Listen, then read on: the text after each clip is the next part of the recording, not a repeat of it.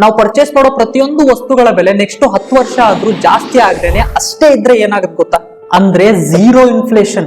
ಇವತ್ತೇನ್ 1 ಲಕ್ಷ ಕೊಟ್ರೆ ಒಂದ್ ಬೈಕ್ ಬರುತ್ತಲ್ವಾ, 10 ವರ್ಷ ಬಿಟ್ಟು ಆದ್ಮೇಲೆ ಇದೇ 1 ಲಕ್ಷ ಕೊಟ್ರೆ ಆ ಬೈಕ್ ಬರುತ್ತೆ. ಇದು ಕೇಳಕ್ ಎಷ್ಟು ಸೂಪರ್ ಆಗಿದೆ ಅಲ್ವಾ? ವಸ್ತುಗಳ ಪ್ರೈಸ್ ಜಾಸ್ತಿನೇ ಆಗಲ್ಲ ಅಂತ. ಬಟ್ ಇದಕ್ಕಿಂತ ವರ್ಸ್ಟ್ ಸಿಚುವೇಶನ್ ಬೇರೆ ಯಾವುದೂ ಇಲ್ಲ.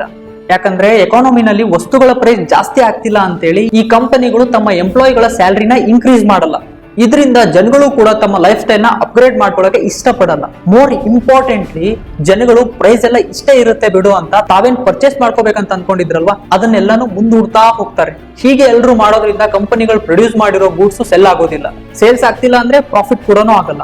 ಇದರಿಂದ ಈ ಎಲ್ಲ ಕಂಪನಿಗಳು ಮತ್ತೆ ಜನರನ್ನ ಕೆಲಸಕ್ಕೆ ತಗೊಳ್ಳೋದನ್ನ ನಿಲ್ಲಿಸ್ತಾರೆ. ಇಂಡೈರೆಕ್ಟ್ ಆಗಿ ನಮ್ ಬುಡಕೆನೆ ಬೆಂಕಿ ಬೀಳುತ್ತೆ, ಕೆಲಸ ಸಿಗಲ್ಲ.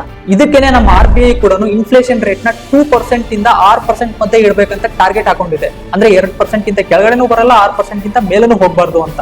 ನೀವ್ ಕಮೆಂಟ್ ಮಾಡಿ ಹೇಳಿ, ಕಳೆದ 30 ವರ್ಷದಿಂದ ಯಾವ ದೇಶ ಈ ಝೀರೋ ಇನ್ಫ್ಲೇಷನ್ ಇಂದ ಬಳಲ್ತಿದೆ?